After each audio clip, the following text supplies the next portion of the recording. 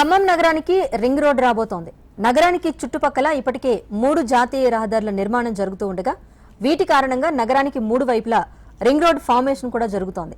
జాతీయ రహదారులను అనుసంధానం చేసేలా మరో 6 లింక్ రోడ్లకు national highways authority of India అనుమతులు మంజూరు చేసింది. ఉమ్మడి ఖమ్మం జిల్లాలో 6 రహదారుల నిర్మాణానికి అవసరమైన 654 కోట్ల రూపాయల పనులకు గ్రీన్ సిగ్నల్ రావడంతో రింగ్ రోడ్ నిర్మాణానికి మార్గం సుగమమైంది.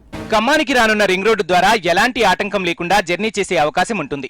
ఖమ్మం నగరం మీదుగా సూర్యాపేట నుంచి దేవరపల్లి జాతీయ రహదారిని 2200 కోట్లతో ఇప్పటికే నిర్మిస్తుండగా నాగ్పూర్ విజయవాడ జాతీయ రహదారిని 6700 కోట్లతో నిర్మించేందుకు శరవేగంగా పనులు చేస్తున్నారు. కోదాడ కొరివి జాతీయ రహదారిని 1500 కోట్లతో నిర్మిస్తున్నారు. వీటి కారణంగా 3 వైపులా 4 లేన్ల జాతీయ రహదారులు కొత్తగా రానున్నాయి. ఖమ్మం నగరానికి ఉత్తర భాగంలో కేవలం 6.5 కిలోమీటర్లను కొత్త రోడ్డు మధ్య లింకు చేయడం ద్వారా ఇప్పుడు రింగ్ రోడ్డు రూపుదిద్దుకోబోతోంది.